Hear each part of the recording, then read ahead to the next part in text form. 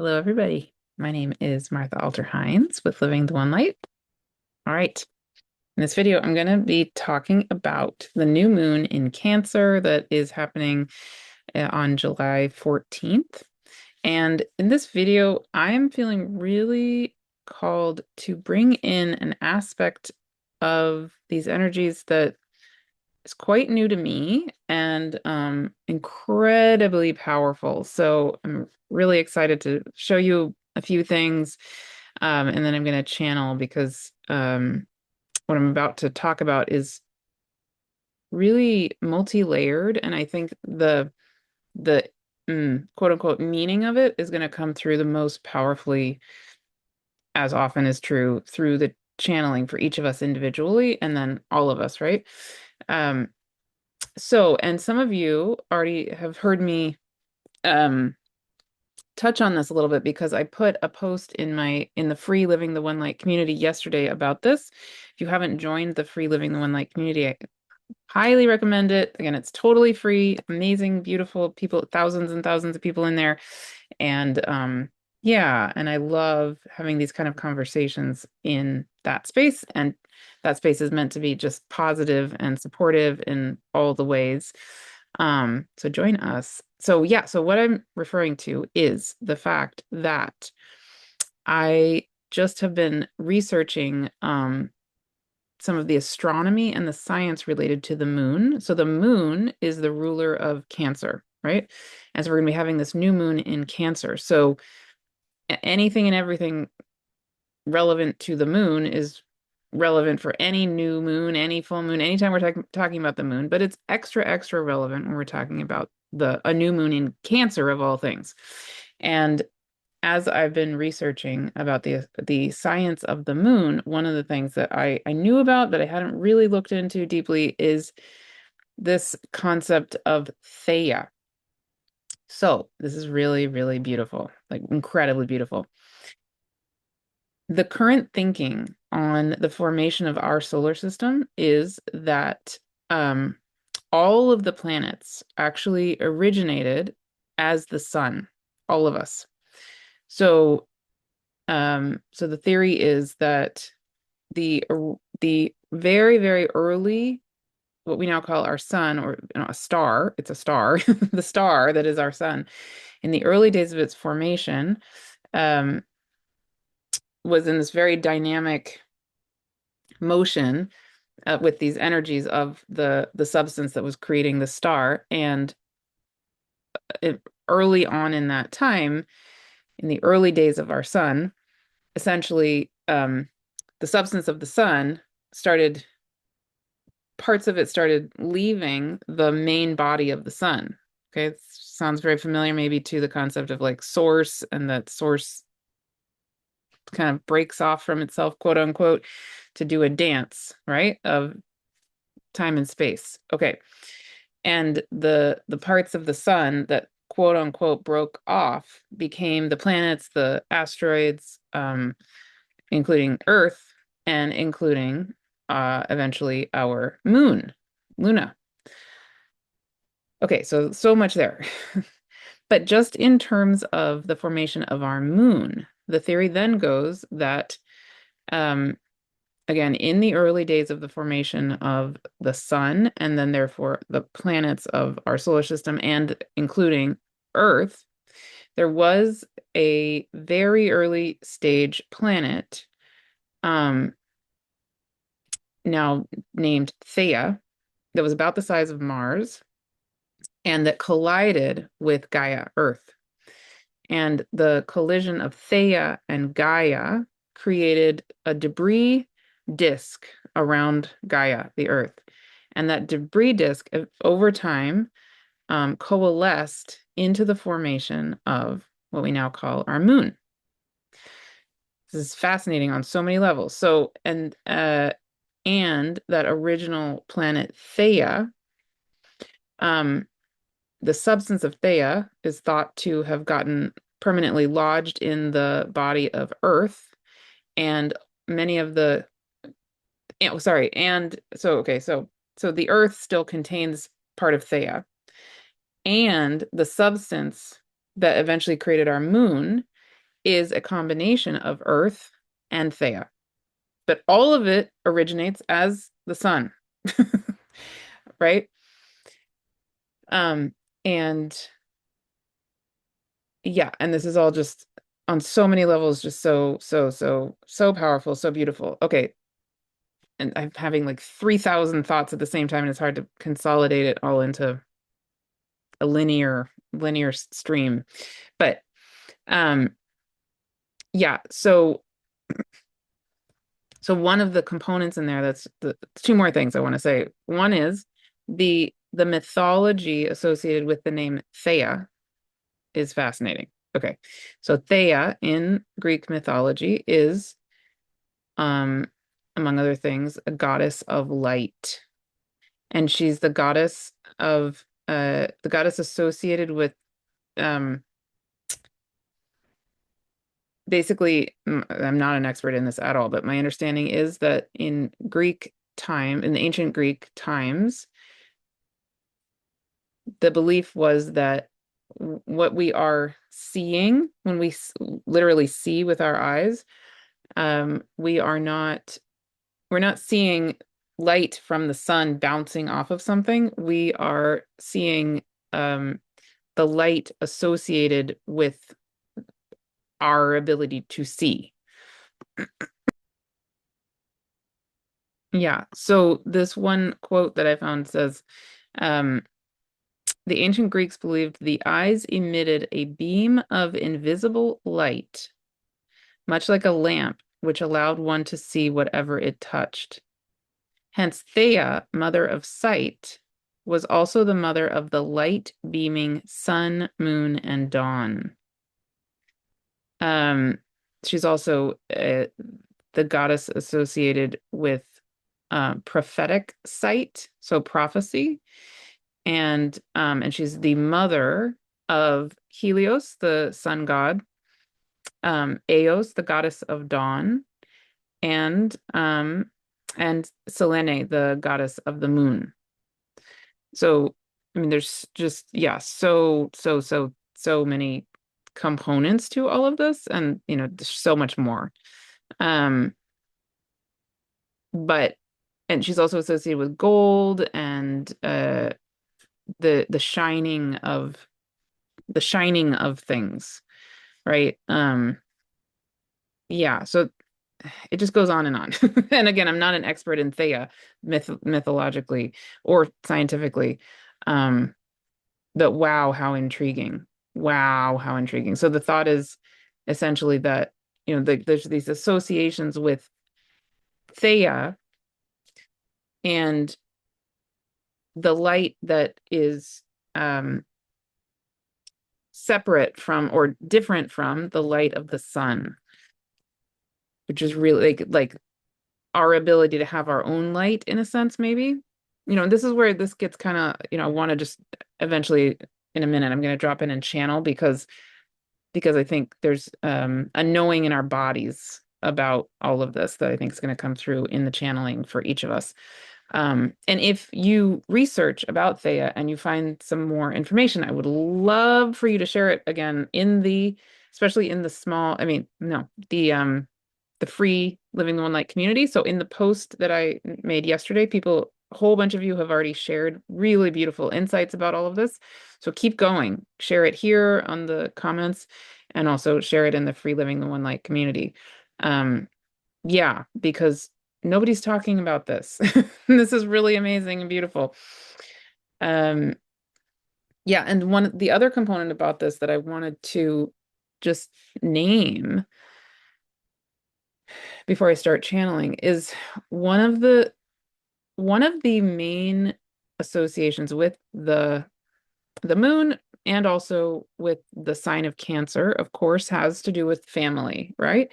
And belonging and, um, our inner child and the truth of who we are being honored, like um, the tender part of us being honored, the tender truth of us being honored, and the inevitability in a sense that we are all one and we are all connected. We're all from the womb, the original womb of things.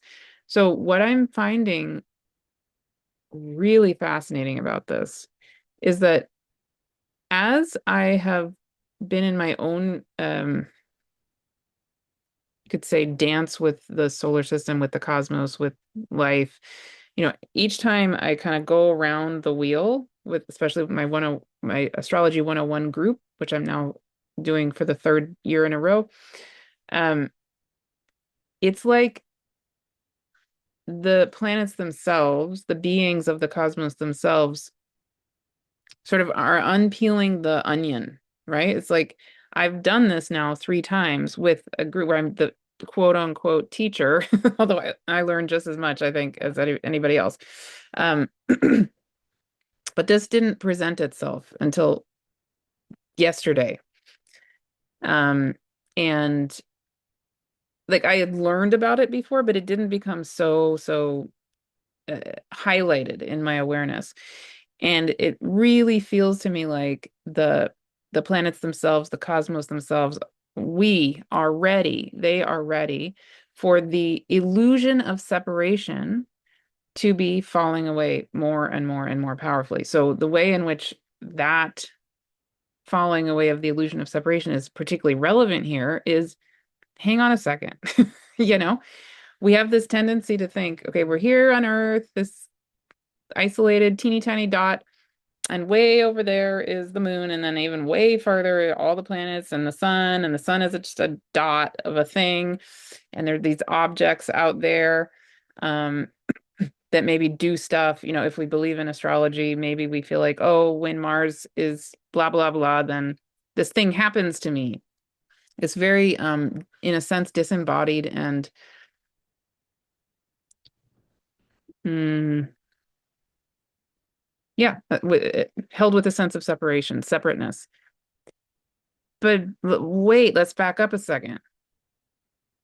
If the scientists are correct, and I mean, I would assume probably they are, with this, is we all came from the same star. We are literally all made from the sun, the star we call the sun. All of the planets, all of it, Gaia and the moon. And not only that, but if we're talking just about our moon, the theory is basically that the moon contains some Earth. It's made partly of Earth and partly of this other planet. And Earth is now has Theia embedded in it. Like, we're not separate. We're just not. And we also have had a tendency in this age of forgetting, or, the age of quote unquote enlightenment, that's actually been very much about, yeah, perpetuating some thoughts of separation and some wonderful things as well. We have had the tendency to value the seen, the things we can touch, the things that we consider matter. It's matter that matters, haha, like pun intended. And the spaces in between we tend to think of as nothing. Okay, think about an atom, right? It's like, whoa. If we think about the structure of an atom is largely space. So what, does the space in between the particles of an atom not exist? Obviously it exists. And obviously the space in between the particles of an atom are still part of the atom, right? I mean, truly, this is like so ludicrous and ridiculous once it becomes in my awareness or in our awareness, like, wait a minute, how did we ever think of blah, blah, blah? I'm having one of those kind of epiphany moments. It feels so obvious now that if the entirety of our solar system essentially um, was formed by the early formation of our sun, the star that is our sun, then why wouldn't it follow then that we're basically part of the sun still? Because we are. That's what we came from. The moon is part of the sun also. Jupiter, definitely part of the sun. And all of the planets, every single one. So, right, what if we're, in a sense, our solar system is basically and you could argue, you could just say everything is like this, but just focusing on our solar system, what if we think of our solar system like an atom? Yeah. And the sun maybe is equivalent to like the nucleus in the center of the atom or something, right? But we are all still, even the space between the particles of the atom are still a part of the atom. So really the totality of the solar system is, in a sense, the sun. Yeah, you get it? So coming back to the energy of Cancer, the sign. Again, Cancer has us focus on, or I mean, kind of highlights the theme of family. Well, what is family? What is belonging? The totality of everything, really, is really what it is, right? Um, and I'll throw in one other thing relevant to this new moon regarding all of that. Okay, so kind of two interrelated things here. In a minute, I'm going to show you also the fact, that we are in the middle of Mercury retrograde in where? Cancer.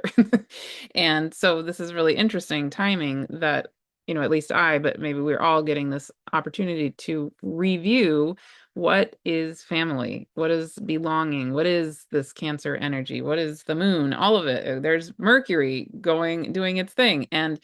Um, and for those of you in the Mercury journey, which you're still welcome to join if you haven't, we are meeting the next time on Monday, July 13th, the day before the new moon, and the day right after when Mercury is going to be precisely conjunct the sun in its retrograde time, which means that when Mercury is retrograde, what that means is it's coming around the sun and it's in its time where it comes between the sun and the earth.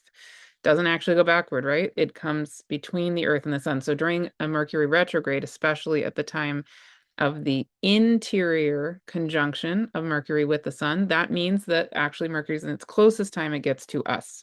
So it's very, very powerful, very beautiful. So in the Mercury journey, that's our next gathering where I'm going to be channeling for us to be with Mercury in its interior conjunction with the sun during the retrograde, the middle of the retrograde time. Yeah, and I'm going to show you that on a 3D thing in a second. But the other component with all of this is that this new moon at 21 degrees of Cancer is also not precisely lined up, but very, very close to Sirius, the star. And it's in that part of the sky. And one of the significant things about Sirius, and Mercury, as it's going retrograde, it's heading back toward Sirius, to its alignment with Sirius. And when it goes direct, will be very closely aligned with Sirius. So this Mercury retrograde and this new moon also bring in the Sirian energy very strongly. And one of the many significant things about Sirius related to all of this and that theme of family and all of it is that one theory about Sirius is that it's actually our binary star. So Heather Ensworth talks about that beautifully, powerfully, love her perspective on it.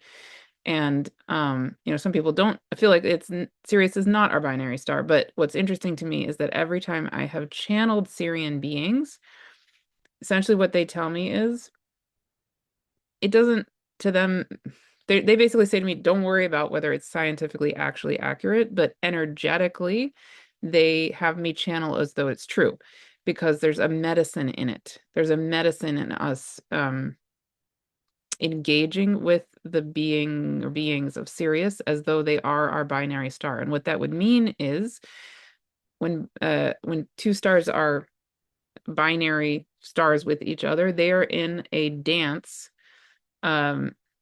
Essentially, they have their own rhythm of orbiting each other, and they're like, I don't know, you could say twin or twins, or yeah, they're in constant relationship with each other in a very, very, very powerful way. And so if Sirius is our binary star, which again they're telling me right now, yes, we are. So I don't know. again, that brings up the question of what is family, and this whole illusion of separation being utterly ridiculous. I mean, it's truly utterly ridiculous to think that we're separate. We're not. It's just factually true. We are one with everything. We are part of everything. We are part of the family of the cosmos. We are certainly a part of um, time and space, because where else are we? We're part of that wholeness. We're part of source. Yeah, and this dance with Sirius and the Syrian light codes and the all of the presence and the power and the messages that come through for me with Syrian energy.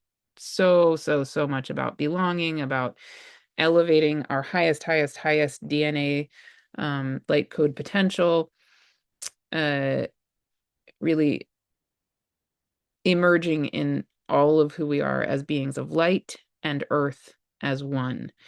And I'm just, as I'm saying that, going, huh, that's another thing potentially very fascinating about this Theia energy, because if she's the goddess of light and she collided with Gaia, then wow, right? Yeah, we are light and earth as one. That is truly, literally what we are. But maybe that's part of the Theia energy.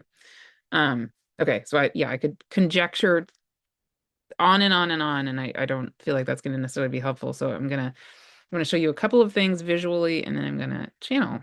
And Box is here with us. Okay. Um, he's light and earth as one too. Yeah. All right. So, okay. So, yeah, a few things just for those of you who are visual. I'm definitely visual. Here is, I put a link to this article in the Free Living the One Light community, and you're certainly welcome to read it.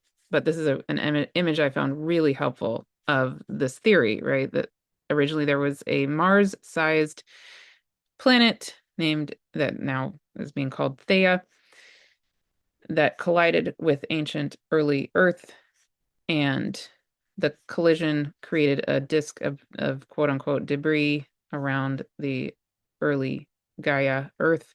What they don't put on here is that Theia then, part of Theia's body, stayed lodged in the body of Earth, and there are similar crystals in the body of Earth and in the body of the moon, which again is so beautiful and fascinating. And then here you can see that over time, this quote unquote disk of debris, I'd love a different word for that. But anyway, this the substance moving around Earth that was formed by Gaia and Theia together eventually coalesced and became what we call the moon or Luna. And yeah, so that's really, really beautiful. And then let me show you in the sky briefly where this new moon is going to be falling. Oh, I brought up this. I was going to show you this in a second, but yeah, I'll just go ahead and show this to you. So here is the 3D solar system scope view of the new moon. And again, I've said this a million times, but if you're not aware, Solar System Scope is an app you can access for free, or this version I use is the $10 version. Yeah, very, very easy to play around with yourself and so cool. So what you can see here is, this is the July 14th, and here is the teeny tiny moon that has moved around the Earth to the point where it's directly between the Earth and the sun. And of course, the sun is a star. Yeah. And you can see Mercury here has gone all the way around the sun and has now entered the space between the Earth and the sun. That's the time when Mercury is quote unquote retrograde. So it looks like visually that it's going backward in our sky, just from the point of view of Earth, but it's not going backward. It's continuing its time around the sun. And when we perceive it to be going retrograde is actually the time that it's between the Earth and the sun. So it's in this really powerful moment. And the exact time when Mercury will be precisely lined up between the sun and the earth is actually July 12th, so 2 days before the new moon. But at the time of the new moon, still Mercury is going to be quite lined up. And yeah, those of you in the Mercury journey, we are meeting on July 13th next Monday, and I will be channeling to really, really powerfully be with Mercury as it's lined up with the sun and the earth. So I'm excited about that. Okay. And then yeah, then let me show you.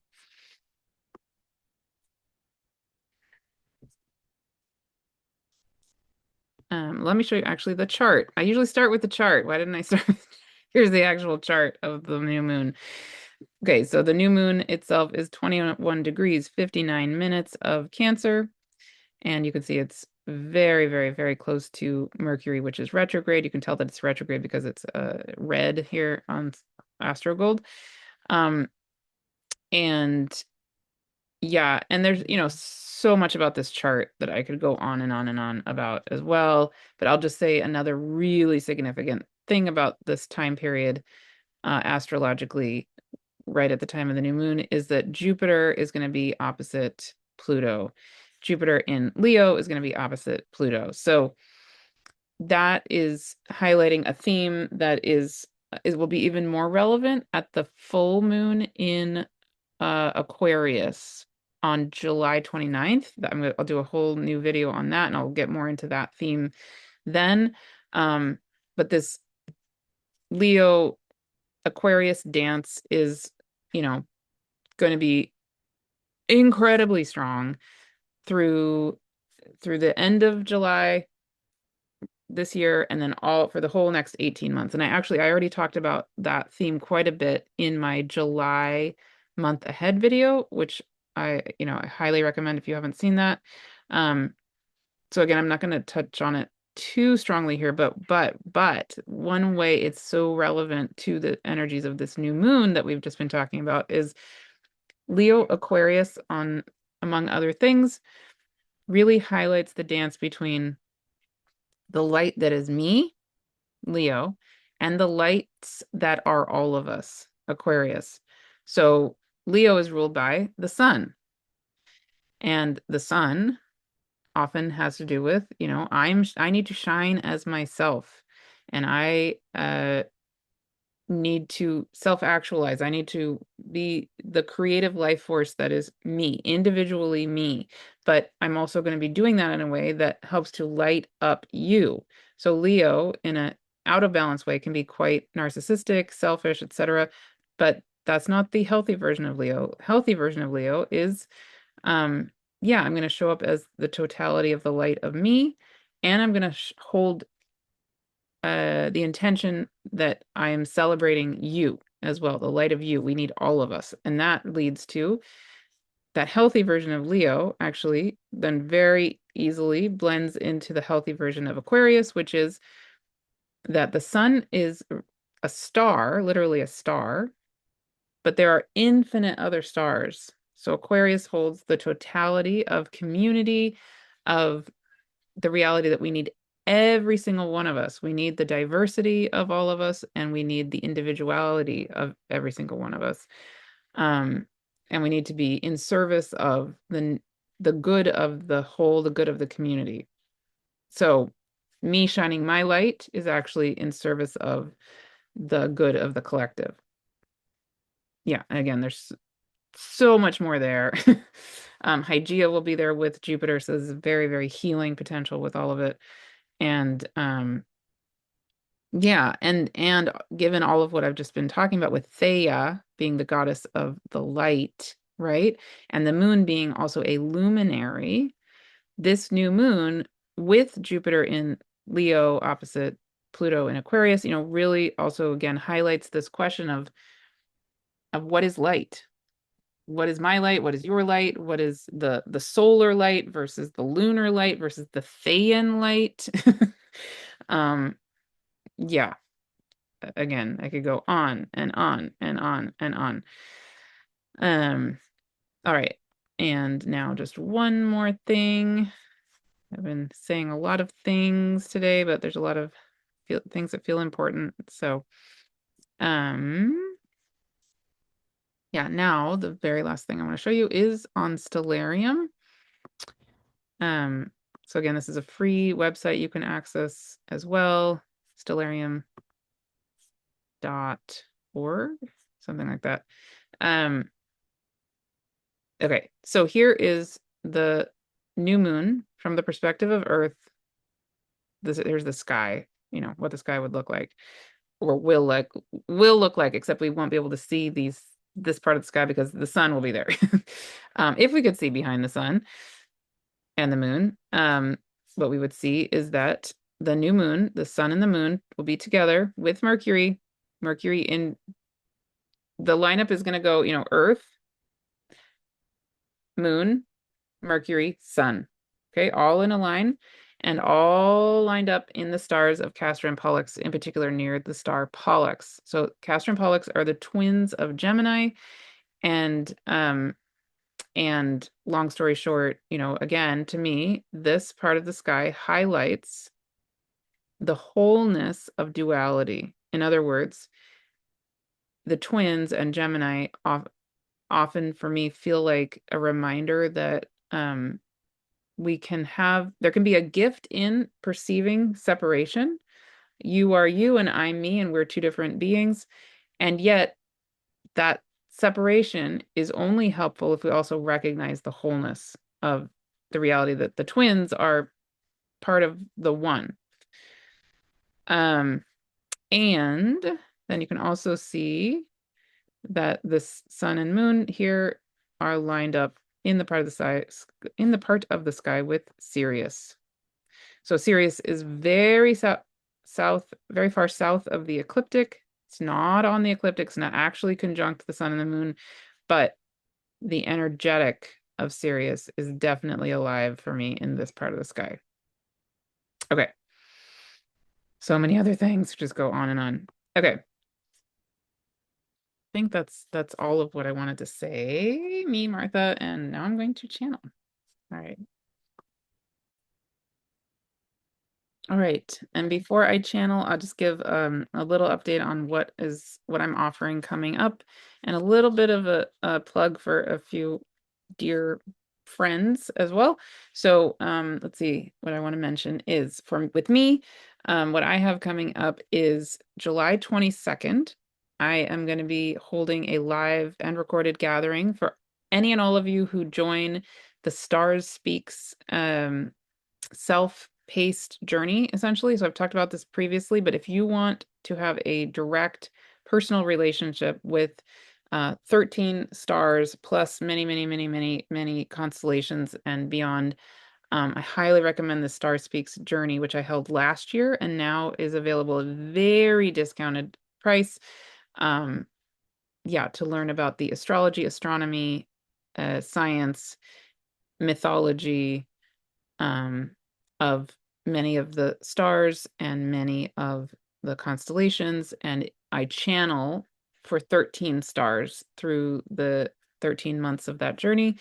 All of the channelings were, wow, very healing sessions by the star beings themselves. And yeah, highly recommend the whole thing. So for those of you who are joining or have joined that, I'm going to be holding a gathering on July 22nd where I will answer your questions. I will love to hear what's coming up for you with the course, and I will channel a star for you, whoever wants to come through. I'm not sure yet who.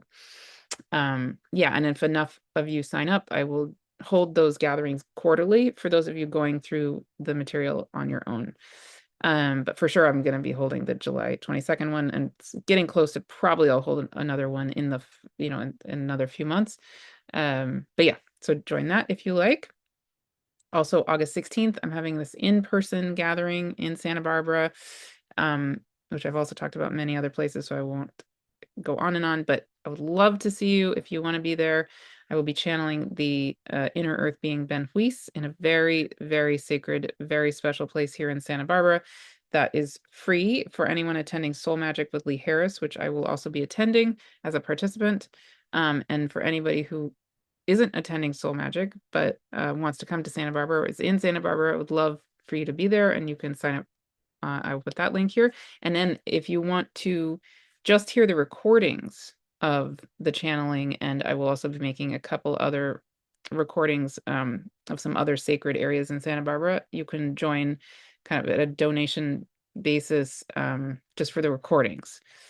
And yeah, and then also Emmanuel Dagger is starting his beautiful Divine Lotus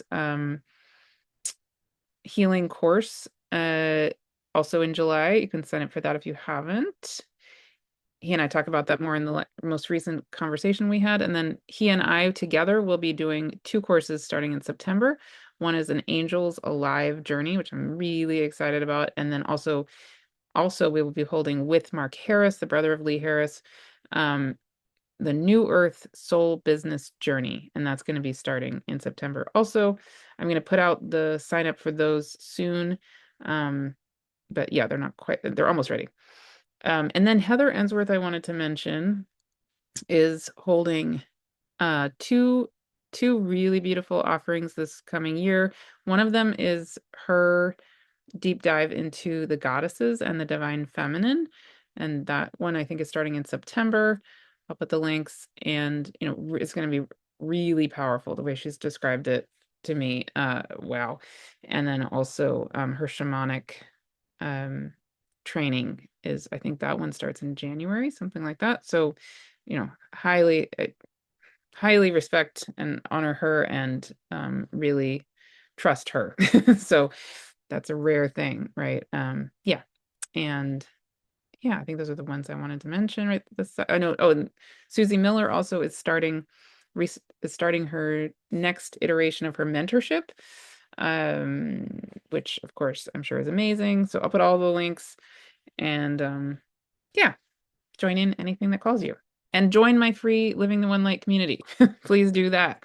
Um, yeah, and subscribe to this channel if you haven't. Okay, that's all the things, all the practical things.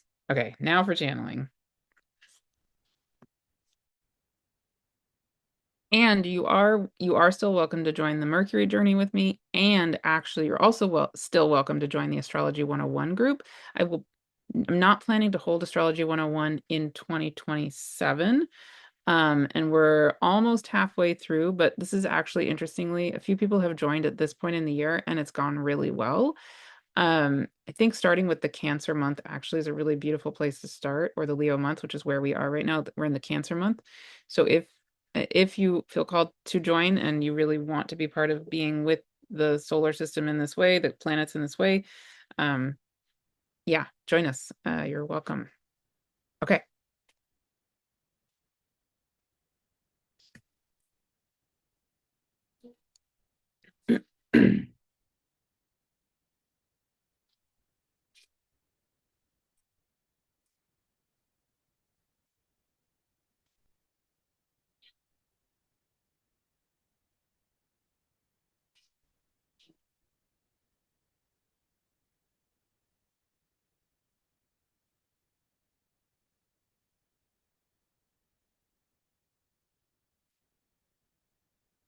Okay. Hello and welcome.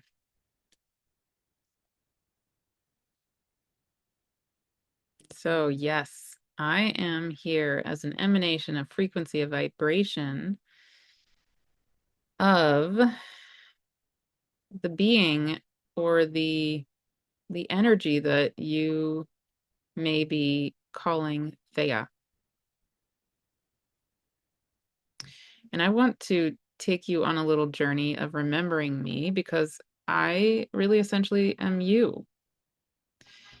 And I would love to take you to the time when we were all born, when the star you call the sun was born, and then every being of this solar system, including the substance that now forms your body, was formed and was forming.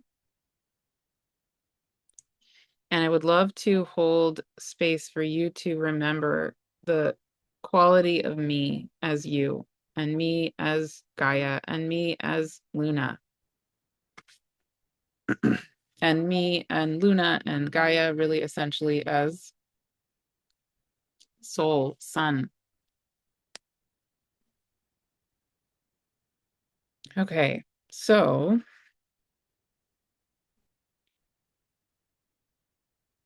taking a long, slow, deep breath.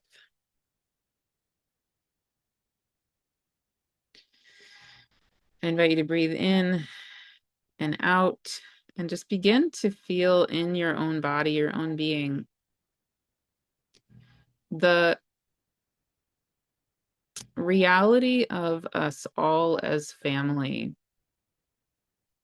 And in a sense, maybe you could think of the body and the being of me, Theia, which is really, again, you as well, as being like a bridge or being like an energy that's been forgotten, yet is so intrinsic to the reality that we are all one.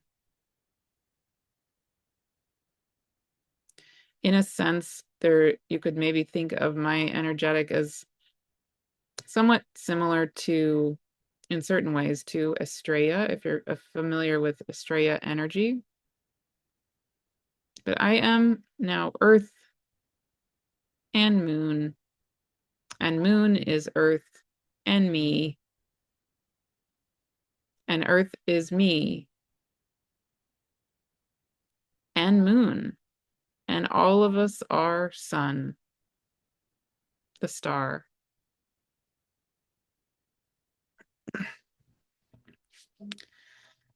So again, taking a long, slow, deep breath.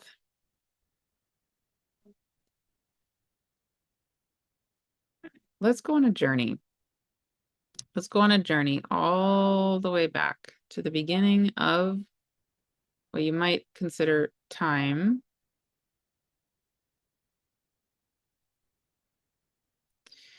But just after time began time,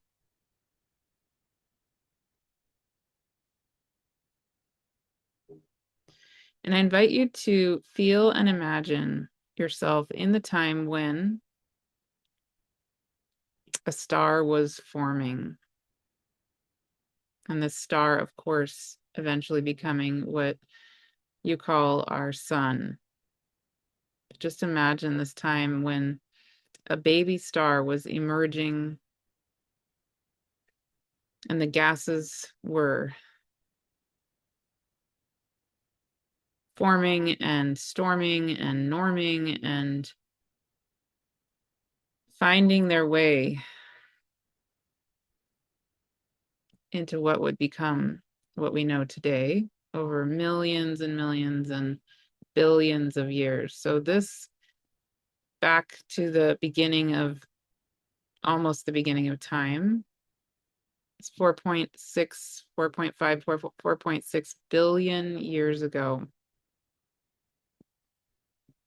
I invite you to just feel and imagine what this was like as the star was forming in the gaseousness of itself,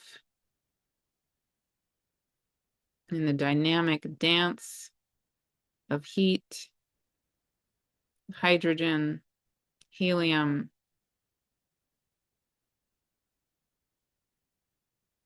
and breathing in and out. I invite you to feel what it's like to be this star as it's just becoming its own oneness. And then the one becomes two, and then the two becomes many. As the dance of this beautiful star birthing itself is dancing, and that heat is in a dance of quote unquote breaking away from itself. But the oneness of the star really can never be separate or separated from itself. It's just as though if you imagine two dancers and they come apart for a moment and then they collide back together. They're still in the oneness of the totality of the dance, even if they're not touching hands. And even if they look away from each other for a moment, they're still a part of that one.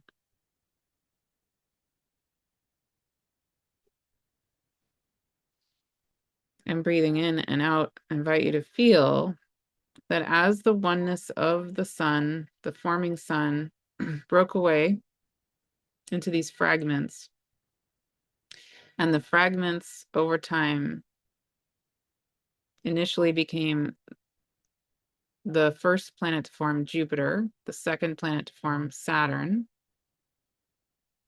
and then Uranus and Neptune. And then after Uranus and Neptune, the inner solar system planets began forming of Mercury, Venus, Gaia, Earth, Mars, and this being of Theia, me, you. And as the inner solar system beings were dancing in their early forming stages, you can imagine that two of the dancers, Theia and Gaia, collided as one. And was this a violent colliding? No, this was ecstasy. This was life becoming life again, life doing the dance of life again and again and again. In a sense, you could say making love with itself in the form of Theia and Gaia.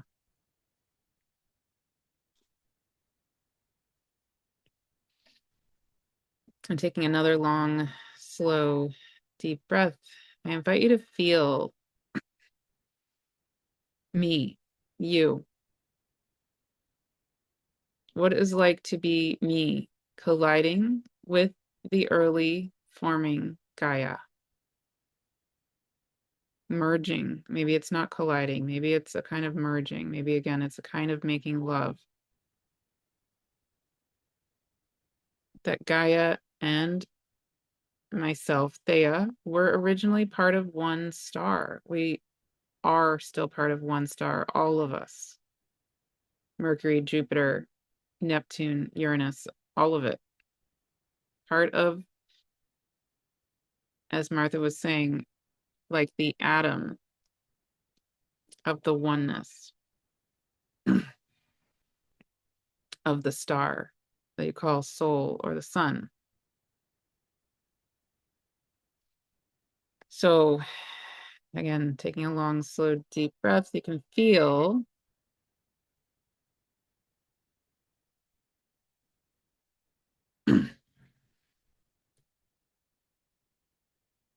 what it's like to be me, to surrender, collapse into, become one with Gaia, to become permanently merged, part of me with the being of Gaia, and then for me and Gaia together to dance up around her body, creating a disc. And that disc over time coalescing into the being you now call Luna. So Luna is, in a sense, a product of the making love of Theia with Gaia.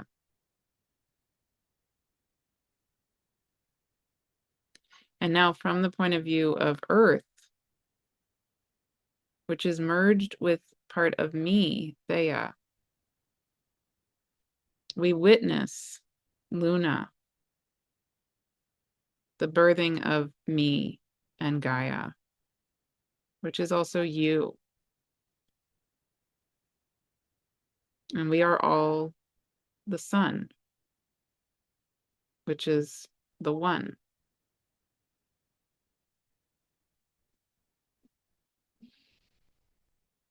So taking another long, slow, deep breath, I invite you to I'm going to leave you with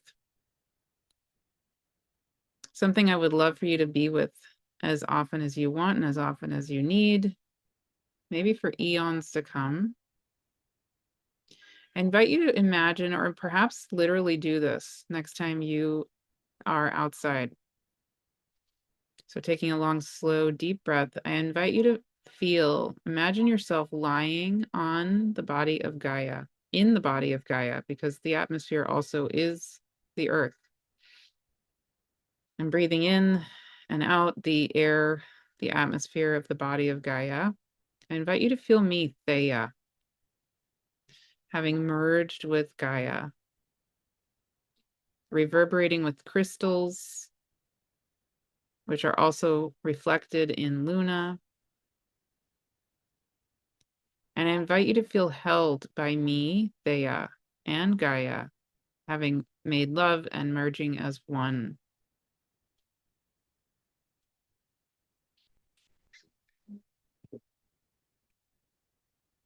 And then I invite you to notice, feel, imagine, experience Luna,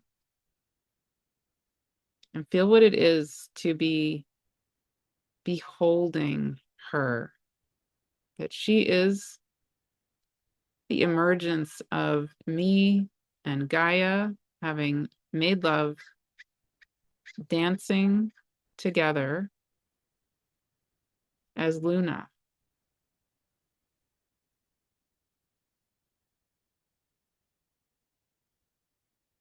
I invite you to behold Luna and to be beheld by Luna as well, as Gaia and I, Theia, hold you and witness you.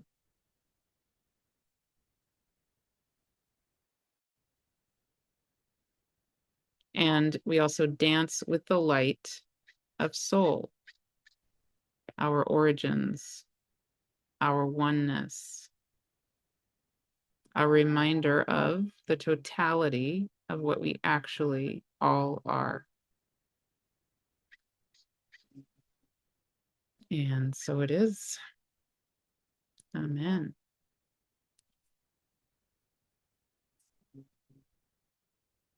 All right. And here's Box. Yeah. Wow. There's so much there. There's so much there. So, oh my goodness, right? Our relationship to the moon. What does this do? Like, wow, it's a revolution for me.